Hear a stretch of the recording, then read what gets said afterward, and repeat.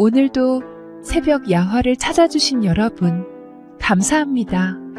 구독과 좋아요를 누르시고 행운을 받아가세요. 새벽 야화의 재밌는 이야기 시작합니다. 길가에 자리한 주막 하나가 있었으니 낮에는 피곤한 나그네가 발을 쉬어가고 밤에는 주머니가 묵직한 상인이 머물러 가는 곳이었답니다. 그러나 그 주인이 어떤 자인지 알았다면 손님들은 선뜻 발을 들이지 않았을 터이죠. 본래 이 주막의 주인은 도둑놈이었습니다. 그것도 보통 도적이 아니라 산을 넘고 강을 건너며 사람들의 재물을 훔치는 잔뼈 굵은 자였죠. 한때 그는 이름난 도적대와 어울려 의적 행세를 했습니다. 의적이란 것이 이름뿐인 경우가 많지 않겠습니까? 남의 주머니를 털어 한 잔 술을 마시고 그럴듯한 말로 자신을 미워하는 자들이 어디 한둘이었겠습니까? 그도 그러한 자였죠. 가난한 자의 몫을 챙겨준다며 폼을 잡았지만 정작 자기 배를 채우는데 더 혈안이 되어 있었습니다. 그러던 어느 날 그가 속한 도적 무리가 큰 한탕을 계획하였습니다. 지나가는 관리의 행렬을 습격하여 금괴를 털어보자는 것이었죠. 그러나 세상이 어디 그리 호락호락하겠습니까?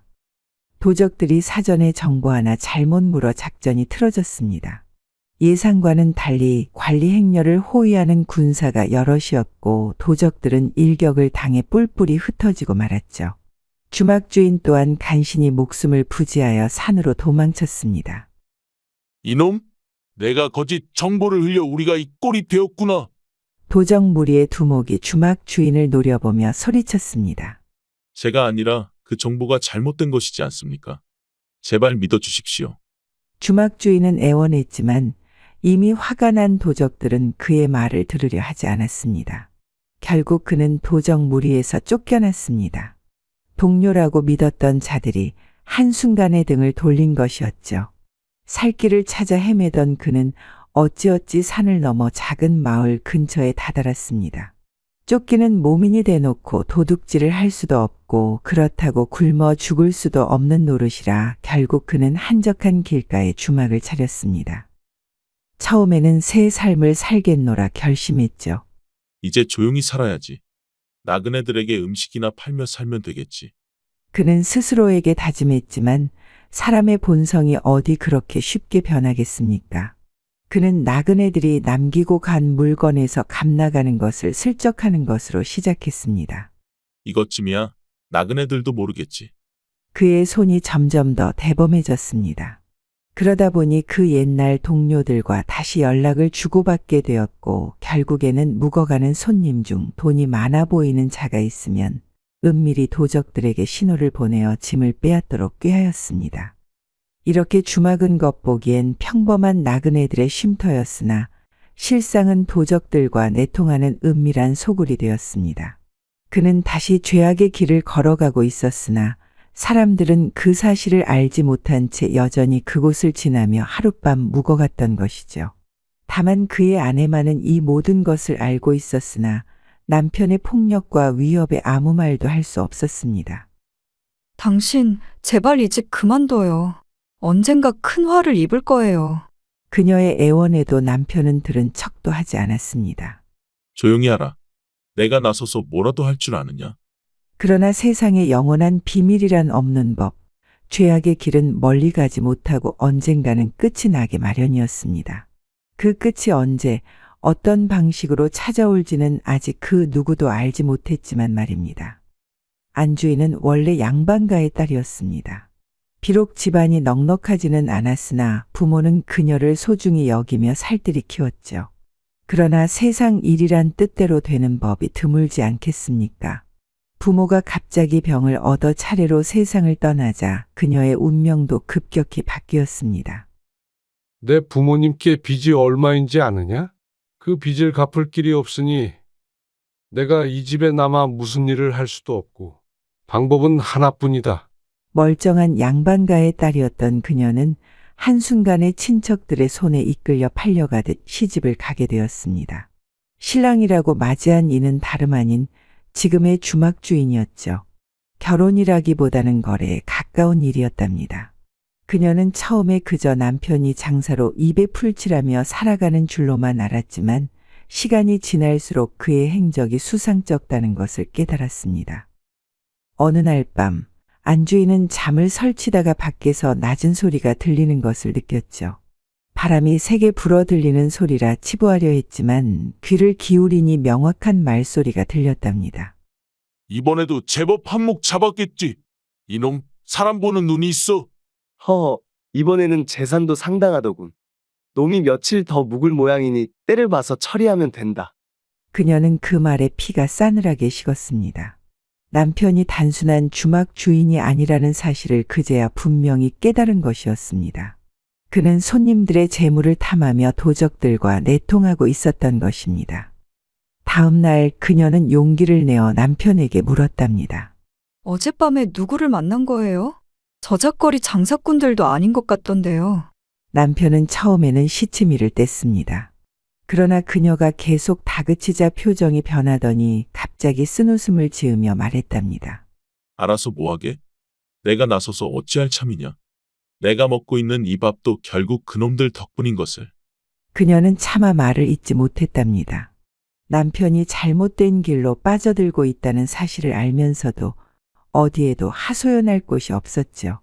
친정은 이미 사라졌고 남편의 소나기에서 벗어날 방법도 없었습니다. 그렇게 세월이 흘렀습니다. 그녀는 아이를 낳았고 아이가 자라나는 모습을 보며 이곳에서 벗어나야겠다는 다짐을 하게 되었습니다. 하지만 도망칠 용기도 방법도 마땅치 않았답니다. 그저 하루하루 아이를 지키며 살아갈 뿐이었죠. 그러나 그녀는 몰랐습니다. 그녀의 운명이 한 손님에 의해 서서히 변하기 시작할 것이라는 사실을. 겨울은 혹독한 계절이었습니다. 특히나 주막처럼 바람이 쉽게 드나드는 곳에서는 추위가 뼛속까지 스며들었죠. 주막 안주인의 어린 아들은 그 혹독한 추위를 온몸으로 견뎌야 했습니다. 옷은 남루했고 발은 맨발이나 다름없어 항상 얼어붙어 있었죠. 엄마 발이 아파요. 아이가 축 늘어진 손으로 갈라진 발을 감싸주며 울먹였습니다. 작은 발바닥은 터지고 피가 배어나왔습니다. 안주인의 가슴이 미어졌지만 해줄 수 있는 것이 아무것도 없었죠. 그녀는 아이를 품에 안고 손으로 발을 감싸주며 속삭였습니다. 조금만 참아라, 얘야. 엄마가 곧 버선을 만들어줄게. 그러나 그 말이 허울 뿐이라는 걸 그녀도 잘 알고 있었습니다. 천 한 조각 살 돈조차 없었고 남편은 돈이 있어도 아내와 자식에게 한 푼도 쓰지 않는 자였으니 말입니다. 그날 밤 그녀는 남편에게 조심스레 말문을 열었습니다. 아이가 너무 힘들어해요. 적어도 발만이라도 덮을 수 있게 헌천 조각이라도 구할 수 없을까요? 그러나 남편은 헛웃음을 터뜨리며 술잔을 탁 내려놓았습니다. 천조각? 너도 참 우습구나. 돈을 주어도 내가 그걸로 천을 살 줄 아느냐? 어디 가서 입도 함부로 놀리지 마라. 내가 더럽고 치사해서 이런 주막하는 줄 아나? 이게 다 먹고 살자고 하는 짓이야. 애 하나 때문에 내 돈을 허투루 쓸 줄 아느냐? 안주인은 속에서 치밀어 오르는 울음을 삼키며 고개를 숙였습니다. 남편의 성질이 어떤지 누구보다 잘 알고 있었죠. 반항하면 더 심한 꼴을 당할 것이었습니다. 그녀는 밤새도록 아이의 발을 손으로 감싸주며 눈물을 흘렸습니다. 언젠가는 이곳에서 벗어나야 한다고 수없이 다짐했지만 현실은 그녀를 한없이 짓누르고 있었습니다. 아이의 발에서 흐르는 피가 자신의 심장에서 흐르는 피와 다를 바 없었습니다. 그날 이후로도 아이는 맨발로 차디찬 땅을 걸어야 했습니다. 안주인은 먼지 낀 헌천이라도 주워 조각을 내어 아이의 발에 둘러주려 했지만 그것조차 남편의 눈에 띄면 난리가 날 것이 뻔했죠. 하루하루가 고통과 절망 속에 흘러갔습니다. 이 주막은 단순한 나그네들의 쉼터가 아니었습니다. 겉으로 보기에는 지친 손님들에게 따뜻한 밥 한 끼와 거친 술 한 사발을 내주는 곳이었으나 그 뒤편에는 더욱 어두운 이야기가 숨어 있었답니다. 주막 주인은 오래전부터 도적들과 내통하며 손님들의 짐을 노리고 있었습니다. 하지만 혼자서는 모든 일을 처리할 수 없으니 그에게는 손과 발이 되어주는 자가 필요했죠. 그 역할을 하는 자가 바로 이 주막에서 가장 오래된 일꾼이었습니다. 이름은 박세라 하였답니다. 그는 처음부터 도적들과 한패였던 것은 아니었습니다. 한때는 나름 성실한 일꾼이었으나 오랜 세월을 주막에서 보내면서 주인의 수작을 보고 들으며 점차 변해갔죠. 쇠야, 저놈 봤느냐? 짐이 묵직해 보이지 않느냐? 어느 날 주인이 넌지시 물었습니다. 박세는 주막을 오가는 손님들을 늘 지켜보는 습관이 있었으므로 누구보다 손님들의 짐에 대해 잘 알고 있었답니다. 예, 주인어른. 저 자는 장사꾼 같사옵니다. 배나 비단 같은 것을 취급하는 듯한데 보퉁이가 크고 묵직하더이다. 주인은 흡족한 표정을 지으며 술 한 잔을 따라 건넸습니다. 내 놈도 이제 눈이 좀 밝아졌구나. 잘했다. 그놈이 묵고 가면 조용히 귀띔해라. 산속 형님들이 오늘 밤 손을 좀 봐야 할 테니. 박세는 주인의 말에 고개를 끄덕였죠. 이 일은 어느새 그의 일상이 되어버렸답니다. 처음에는 망설였으나 점점 주인의 눈치를 보고 익숙해졌습니다. 아니, 이제는 아예 자기가 먼저 짐이 많은 손님을 골라 주인에게 알리는 버릇까지 들었죠. 주인어른, 저기 보십시오. 저 손님, 말 두 필의 짐을 싣고 오는데 보통 사람이 아닌 듯하옵니다. 그래? 허허, 내 놈이 이젠 내 일까지 대신하겠구나. 주막에서 묵어가는 손님 중 값진 물건을 지닌 자가 있으면 박세는 곧장 주인에게 알렸습니다. 그러면 주인은 조용히 주막을 빠져나가 근처 산속의 도적들에게 연락을 보냈답니다. 손님이 잠든 사이 도적들은 몰래 주막을 찾아와 짐을 빼앗았고 이튿날 아침이 되면 손님은 자신의 짐이 사라진 것을 발견하고 어찌할 바를 몰랐죠. 아이고, 이 일을 어찌하면 좋소이까? 내 평생 모은 돈이 다 날아갔구려. 손님이 울며 불며 난리를 쳐도 주막 주인과 박세는 손을 내저으며 말했습니다. 어이구, 이런 일이 다 있단 말이오. 주막에 도적이 들었다니 세상이 흉흉하구려. 우리가 알았더라면 어찌 그냥 보고만 있었겠소. 손님이 관아에 가서 하소연하려 해도 도적들이 어디 있는지 알 길이 없으니 결국 해결될 리 없었답니다. 주막은 다시 조용해졌고 박세는 아무 일 없다는 듯 다시 술을 따르고 손님을 맞이했죠. 이렇게 주막은 은밀히 도적들의 손발이 되어갔습니다. 주인은 점점 더 부유해졌고 박세도 작은 몫을 받아 술을 마시며 그날그날을 보냈답니다. 날이 어둑어둑해질 무렵 먼 길을 달려온 한 손님이 주막으로 들어섰습니다. 헝겊으로 싼 커다란 보따리 몇 개가 말에서 내려졌고 낡은 옷을 걸친 손님은 길고 긴 여정을 끝마친 듯 털썩 자리에 앉았답니다. 여보시오, 주모. 따뜻한 밥 한 그릇과 술 한 잔 부탁하오. 그리고 하룻밤 묵어갈 방이 있겠소? 안주인은 불이 나게 달려와 손님을 맞으며 공손히 대답했죠. 예, 손님. 방이 있으니 편히 쉬셨다가 가십시오. 금방 밥을 차려드리겠습니다.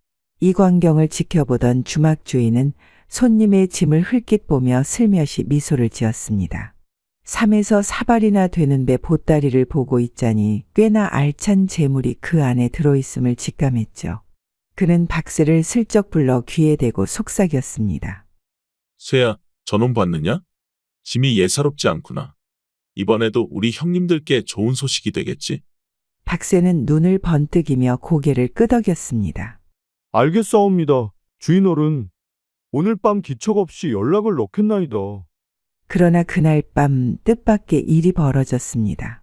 손님은 저녁을 들며 주변을 둘러보다가 구석에 웅크린 채 맨발로 떨고 있는 어린아이를 보았죠. 안주인의 아들이었습니다. 작은 발은 얼어붙어 갈라졌고 살갗에서는 피가 배어나고 있었습니다. 손님은 한동안 말없이 아이를 바라보다가 이내 안주인을 불렀습니다. 주모, 저 아이는 왜 저리 지내고 있는 것이오? 안주인은 고개를 숙이며 대답했습니다. 목소리는 가늘고 떨렸습니다. 저 아이는 제 자식이오나 집이 넉넉하지 않아 따뜻한 옷 한 벌 마련해 주지 못하고 있사옵니다. 장터에서 헌천 조각이라도 구해보려 했으나 그마저도 쉽지 않사옵니다. 하루 종일 장작을 떼어 방을 덮여보려 하지만 그 또한 남편이 허락하지 않으니 겨울이 너무 혹독합니다. 손님은 조용히 한숨을 내쉬었습니다. 그리고는 자신의 보따리를 풀어 몇 자의 배를 꺼내어 안주인에게 내밀었습니다. 이것으로 아이의 버선을 만들어 주시오. 내가 차마 저 아이의 발을 보고만 있을 수 없소이다. 안주인은 깜짝 놀라며 두 손을 모아 절을 올렸습니다. 어찌 이런 은혜를 베푸십니까? 손님, 저희 같은 사람에게. 손님은 빙그레 미소를 지으며 말했습니다. 세상 인심이 각박하다 하나 작은 정성 하나가 사람을 살릴 수도 있는 법이오. 아이가 부디 이 겨울을 무사히 넘기길 바라오. 그러나 이 따뜻한 나눔 뒤편에서는 주막 주인과 박새가 속삭이며 모의를 하고 있었답니다. 이 손님이 그들에겐 또 하나의 좋은 먹잇감이 될 것이라며 말이죠. 안주인은 한동안 손님이 건넨 배를 가만히 들여다보았습니다. 아이의 발을 감싸줄 따뜻한 천이었으나 그 무게는 단순한 배가 아니라 한 사람의 선의와 온정이 담긴 것이었답니다. 그가 무심히 내민 이 작은 정성이 어찌나 따뜻한지 그녀는 한동안 그것을 쥔 손을 떨며 바라보았죠. 하지만 그녀의 가슴 한편은 얼음처럼 차가워졌습니다. 남편이 손님을 노리고 있다는 사실을 알고 있었기 때문이었죠. 그녀는 그동안 남편이 해온 짓들을 알면서도 침묵해왔습니다. 저항할 수도 없었고 어찌할 방도 없다고 생각했기 때문이죠. 그러나 오늘 밤은 달랐습니다. 이 손님은 자신의 아이를 위해 배를 내어준 사람이었고 그런 사람을 방관한 채 죽음으로 몰아넣는다면 그녀는 더 이상 인간이 아닐 터였습니다. 주모, 괜찮으시오? 손님의 부드러운 목소리에 그녀는 움찔하며 정신을 차렸습니다. 손님은 그녀의 표정이 어딘가 흔들리고 있음을 눈치챈 듯했습니다. 안주인은 서둘러 고개를 숙이며 애써 미소를 지었죠. 아닙니다. 손님, 너무 고마워서 이 은혜를 어떻게 갚아야 할지 모르겠사옵니다. 안주인은 손님이 준 배를 들고 조용히 부엌으로 향했습니다. 아이에게 줄 버선을 어찌 지어야 할지 고민하며 천을 매만지던 그녀는 문득 부엌 뒤편에서 작은 말소리가 들리는 것을 알아차렸습니다. 바람이 새어 들어오는 뒤틀 틈 사이로 남편과 박새가 나직이 이야기를 나누고 있었죠. 내일 밤쯤이면 좋은 일이 생기겠지. 쇠야, 손님께 더 좋은 방을 마련해드려야 하지 않겠느냐? 허허. 박새는 희죽 웃으며 대꾸했습니다. 예, 주인어른. 내일 밤이면 이 주막에 한 분 손님이 사라질지도 모르겠사옵니다. 그 말이 비수가 되어 그녀의 가슴을 찔렀습니다. 손님이 아무것도 모른 채 안심하고 있는 모습을 보니 차마 눈을 마주칠 수도 없었죠. 그녀는 다시 한번 망설였습니다. 이대로 그냥 있어야 하나? 아니면 이번만큼은 무언가 해야 하는가? 밤이 깊어질수록 그녀의 고민도 깊어졌답니다. 이제까지 그녀는 남편이 하는 짓을 모른 척하며 살아왔습니다.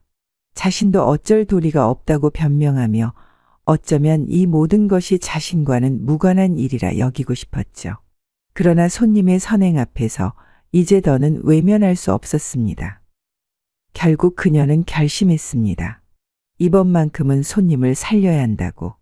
단순한 나그네가 아닌 선한 마음을 지닌 일을 이대로 두고 볼 수는 없다고 생각했죠. 그녀는 깊은 밤 조용히 손님의 방문을 두드렸습니다. 손님, 잠시 제 말을 들어주시겠사옵니까? 시간이 없습니다. 손님은 놀란 표정으로 그녀를 바라보았고 안주인은 마침내 입을 열었습니다. 이 주막은 안전하지 않습니다. 손님께서는 지금 목숨이 위태로운 처지이십니다. 더 늦기 전에 대비를 하셔야 하옵니다. 안주인은 깊은 숨을 들이마시고는 조심스레 입을 열었습니다. 손님께서는 아마도 모르셨을 것이옵니다. 그러나 이 주막은 결코 평범한 곳이 아니외다. 제 남편은 본디 도적이었으며 지금도 산속 도적들과 내통하고 있사옵니다. 손님의 눈빛이 흔들렸습니다. 그는 그녀의 말을 곰곰이 되새기며 낮은 목소리로 물었습니다. 도적이라 하셨소? 그렇다면 이곳에서 묵는 손님들이 위험에 처한다는 말씀이요. 안주인은 고개를 끄덕이며 말을 이었습니다. 손님께서도 이미 표적이 되었사옵니다. 제 남편은 처음부터 손님의 짐을 탐내고 있었으며 오늘 밤 도적들과 손을 잡고 손님의 짐을 빼앗으려 할 것이옵니다. 부디 대비하시옵소서. 손님은 입술을 깨물며 주위를 둘러보았습니다. 그는 나직이 한숨을 내쉬더니 단호한 눈빛으로 그녀를 바라보았습니다. 그렇다면 도망치는 것이 최선이요? 아니면 싸워야 하는 것이요? 안주인은 잠시 망설이다가 고개를 저었습니다. 손님께서 도망치셔도 길목에서 붙잡힐 것이외다. 그들이 이렇게 쉽게 사냥감을 놓칠 리가 없사옵니다. 또한 손님 혼자서 그들과 싸울 수 없을 것이니 다른 방도를 찾아야 하옵니다. 손님은 그녀의 말을 새겨들으며 천천히 고개를 끄덕였습니다. 그렇다면 다른 방도가 무엇이요? 주목께서는 이미 무언가 생각해 두신 듯하오. 안주인은 조용히 주변을 살피더니 낮은 목소리로 속삭였습니다. 손님께서 가지고 계신 문서가 있지 않사옵니까? 그것을 이용하여 도적들을 속일 방법이 있을지도 모르겠사옵니다. 혹시 이것이 도움이 될 수 있겠소? 관아에서 보낸 문서인데 안에 관리의 도장도 찍혀 있소이다.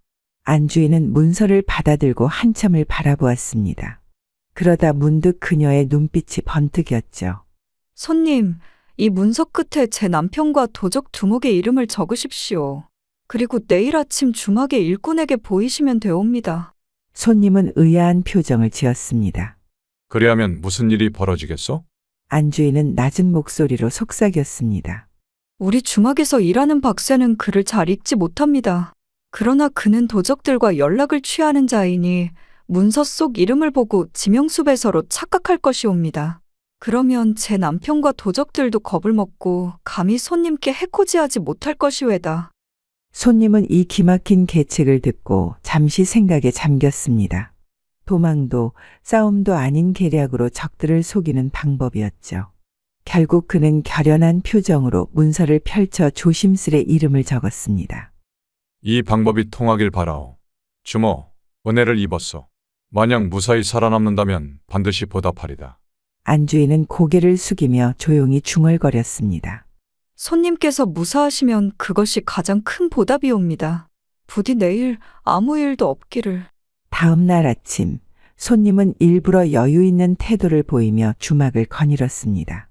그러다 주막의 허드렛 일을 도맡아 하는 박새를 불러 세웠죠. 이보시오, 박세라 했던가. 내가 관아에서 전달받은 문서가 있는데 이곳에서도 도움이 될 것 같아 한번 보여주려 하오. 박새는 멍한 표정으로 손님이 내민 문서를 받아들고는 조심스럽게 펼쳤습니다. 글자를 또박또박 짚어 읽으려 했지만 그의 눈에 가장 먼저 들어온 것은 익숙한 이름 2개였습니다. 주막 주인과 도적 두목의 이름이 또렷이 적혀 있었죠. 이게 뭐란 말이오? 박새는 얼굴이 창백해지며 손에 든 문서를 부들부들 떨었습니다. 그는 글을 제대로 읽지는 못했지만 수배 문서에 사람 이름이 적혀 있으면 어떤 뜻인지 정도는 알고 있었죠. 박새는 한순간에 식은땀을 흘리며 손님을 바라보았습니다. 이 자들을 보면 곧장 관아에 신고하라는 내용이요. 혹시 알고 있는 사람이요?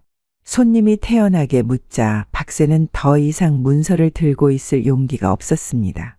그는 문서를 황급히 접어 손에 쥐고는 허둥지둥 뛰어나갔습니다. 주인어른, 큰일 났습니다.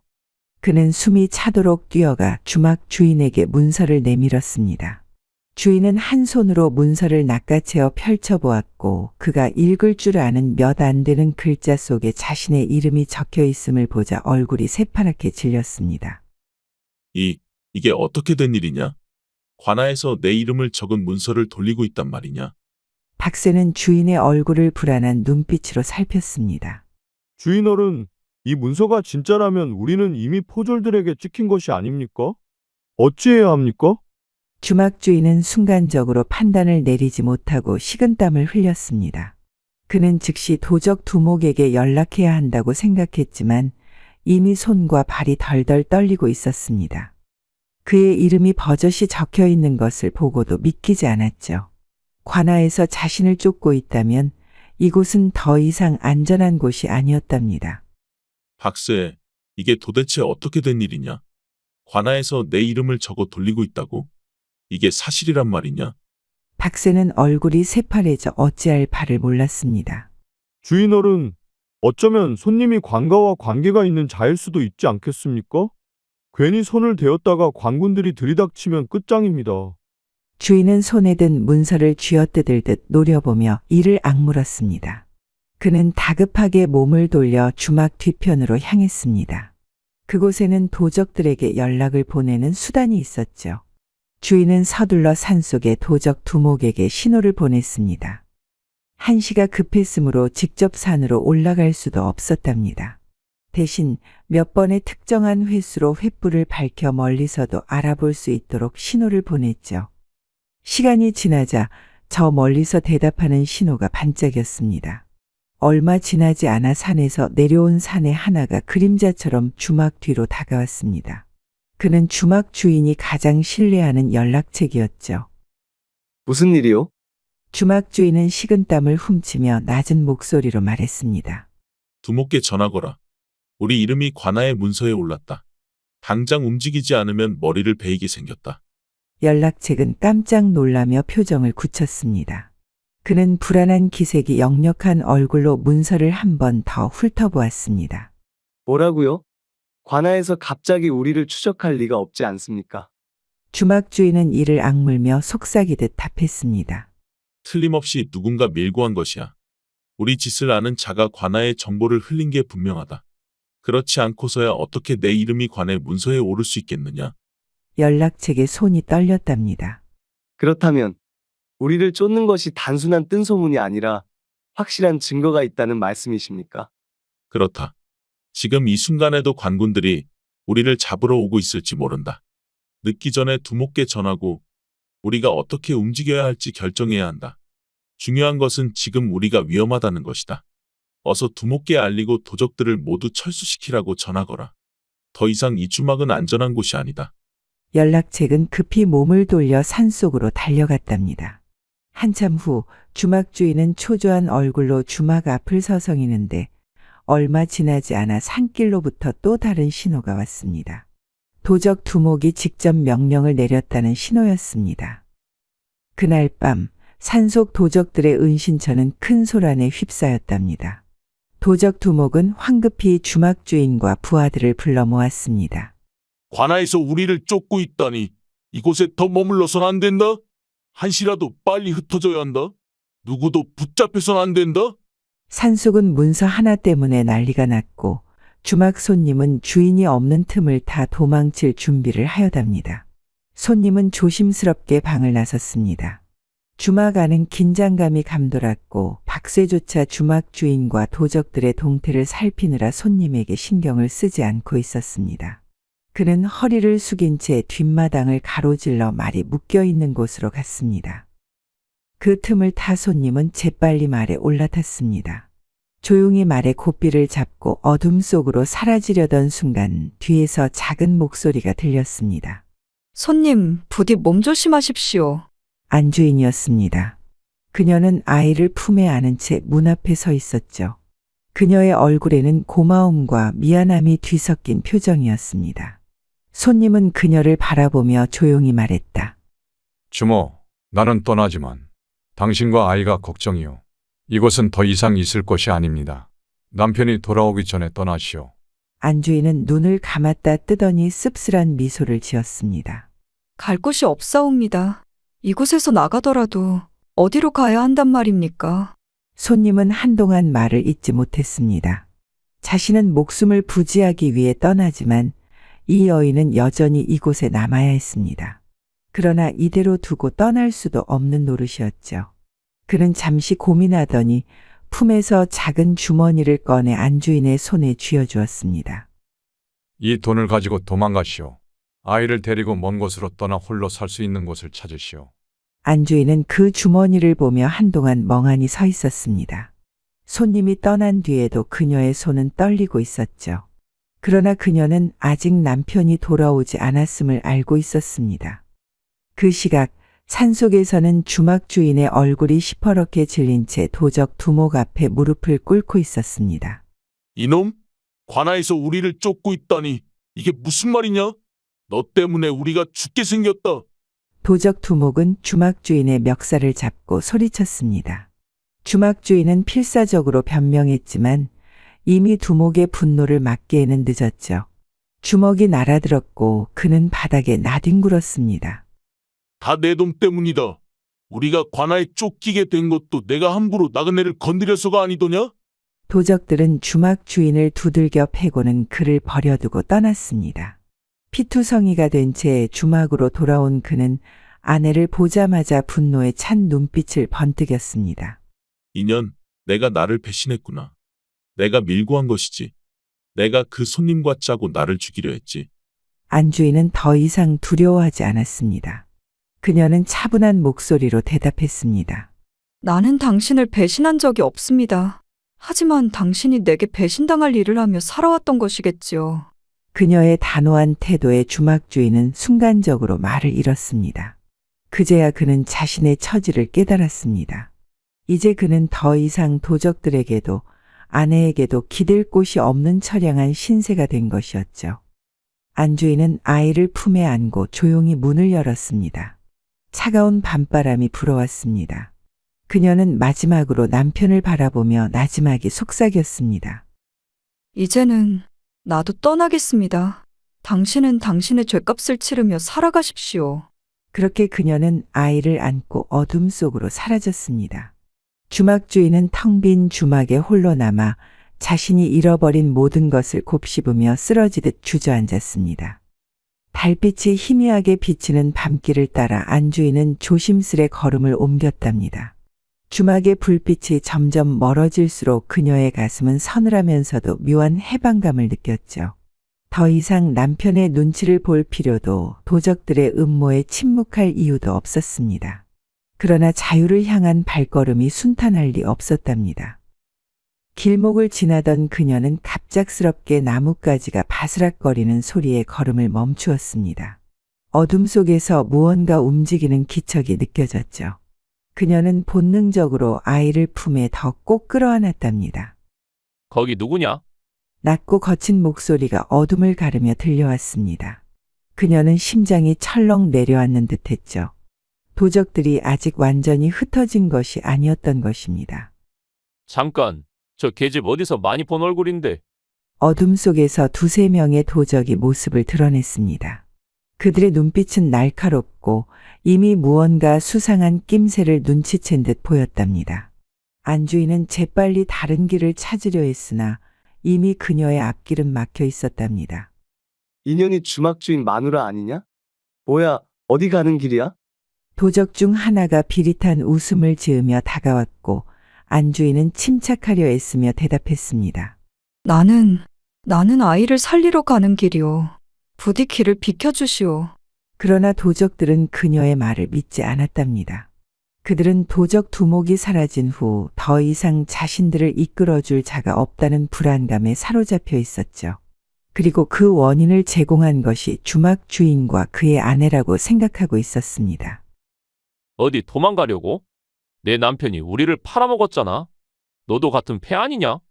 도적들은 그녀의 팔을 붙잡으려 했답니다. 아이가 겁에 질려 울음을 터뜨렸고 안주인은 몸을 떨며 한 걸음 물러섰죠. 그러나 그녀가 어찌할 도리는 없었습니다. 필사적으로 외칠 수밖에. 제발, 우린 아무 상관이 없소. 내 죄 없는 아이만은 살려주시오. 그러나 도적들은 더 이상 그녀의 말을 들으려 하지 않았답니다. 안주인은 벼랑 끝에 몰린 듯한 절망감을 느꼈죠. 과연 이대로 끝나는 것일까요? 그녀의 마지막 희망은 멀리 떠났을 손님뿐이었습니다. 하지만 손님이 과연 이 상황을 알 리 없었죠. 그러나 운명은 그녀를 저버리지 않았답니다. 얼마 지나지 않아 어둠 속에서 또 다른 말발굽 소리가 들려왔죠. 그리고 익숙한 목소리가 울려 퍼졌습니다. 멈추시오. 그 여인을 해쳐서는 안 된다. 안주인은 순간적으로 고개를 들었습니다. 말 위에 앉은 이는 바로 그 손님이었답니다. 그리고 그 뒤에는 반짝이는 창과 칼을 든 포졸들이 따라오고 있었죠. 손님은 그녀를 두고 떠날 수 없었습니다. 그는 인근 고을로 향하는 길에서 이곳이 위험하다는 느낌을 떨칠 수 없었고 결국 관아에 찾아가 도움을 요청했던 것입니다. 그리고 이제 그는 다시 돌아와 그녀를 구해내려 하고 있었답니다. 도적들은 순간적으로 동요했답니다. 관아에서 파견된 포졸들과 맞서는 것은 곧 죽음을 의미하는 것이었죠. 그들은 우왕좌왕하며 도망칠 길을 찾았으나 이미 포졸들은 그들을 향해 진격하고 있었습니다. 모두 붙잡아라. 포졸들의 함성이 밤하늘을 가르며 울려 퍼졌습니다. 안주인은 아이를 꼭 끌어안고 마침내 자신이 살아남을 수 있을지도 모른다는 희망을 품었습니다. 도적들은 사방으로 도망치려 했지만 포졸들에게 가로막혔습니다. 손님의 신고를 받고 출동한 관아의 군사들은 산속을 포위한 채 하나둘씩 도적들을 사로잡았습니다. 이곳이 그동안 수많은 나그네들의 재산을 갈취한 자들의 본거지였다는 사실이 밝혀지자 포졸들의 눈빛은 더욱 매서워졌습니다. 내 놈들이 감히 백성들의 피땀 어린 재산을 탐하다니 죗값을 치르게 될 것이다. 포졸 대장이 호통을 치며 도적 두목을 찾았고 그는 이미 처참한 몰골로 산속 한복판에 쓰러져 있었습니다. 멀리 도망치려 했던 두목은 결국 자신의 부하들에게 배신당하고 말았던 것입니다. 그를 따르던 부하들은 그가 혼자 돈을 챙겨 달아날 쏙셈임을 눈치챘고 두목을 공격했습니다. 두목은 다리에 깊은 상처를 입고 쓰러졌고 그 자리에서 움직일 수 없었죠. 포졸들은 힘 한 번 쓰지 않고 쉽게 그를 붙잡았습니다. 주막주인도 얼마 지나지 않아 덜덜 떨며 포졸들에게 붙잡혔습니다. 그는 가까스로 몸을 피하려 했으나 이미 그의 죄상은 만천하에 드러난 상태였습니다. 필사적으로 애원했지만 더 이상 그의 말을 믿어줄 이는 아무도 없었죠. 주막주인은 필사적으로 포졸들에게 애원했지만 더 이상 그의 말을 믿어줄 이는 아무도 없었죠. 부인, 나를 살려야 하지 않겠소? 우린 부부가 아니었소. 그의 절박한 외침에 안주인은 차갑게 대답했습니다. 우리는 부부였으나 나는 당신을 죄를 모른 척할 수 없었소. 이 모든 것은 당신이 자초한 일이오. 안주인은 더 이상 그를 두려워하지 않았습니다. 오히려 지난날 그가 저지른 죄악을 지켜보며 침묵했던 것이 부끄러울 뿐이었죠. 결국 주막 주인은 도적들과 함께 끌려갔고 그렇게 주막은 폐허가 되어 더 이상 사람들의 발길이 닿지 않는 곳이 되었습니다. 모든 일이 끝난 후 손님은 안주인과 아이가 더 이상 위험에 노출되지 않도록 돕겠다고 약속했습니다. 하지만 그는 곧 고민에 빠졌습니다. 여인의 처지가 딱했으나 그녀가 혼자서 아이를 키우며 살아가기엔 세상이 너무 험난했기 때문이었죠. 이제 어디로 가시겠소? 손님의 물음에 안주인은 한동안 대답하지 못했습니다. 그녀는 자신의 지난 삶을 돌아보았습니다. 고통과 두려움 속에서 살아왔지만 이제는 새롭게 시작할 기회가 주어진 것이었습니다. 어디든 이 아이를 키울 수 있는 곳이라면 좋겠습니다. 저는 그저 이 아이가 바르게 자라길 바랄 뿐이옵니다. 손님은 한참을 생각하더니 조용히 입을 열었습니다. 마침 내가 아는 상인이 있어. 그는 오랜 버시기도 하고 그가 첩을 구한다 들었어. 부인께서 그의 첩으로 들어가시면 아이를 양자로 삼아 안정된 삶을 보장받을 수 있을 것이오. 안주인은 놀라 손님을 바라보았습니다. 그러나 곧 생각에 잠겼죠. 세상을 혼자 헤쳐나갈 자신이 없는 것도 사실이었고 아이를 위해서라도 안정을 찾는 것이 중요하다는 것을 깨달았습니다. 며칠 뒤 손님은 그녀를 상인에게 데려갔습니다. 상인은 처음엔 망설였지만 그녀가 원래 양반가의 딸이며 자식을 바르게 키우고자 하는 심성이 깊다는 것을 알게 되자 그녀를 받아들이기로 했습니다.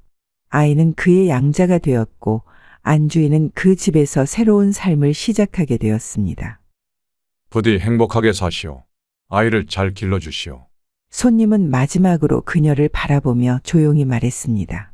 안주인은 눈물을 글썽이며 고개를 숙였습니다. 손님께서 제게 베푸신 은혜를 잊지 않겠습니다.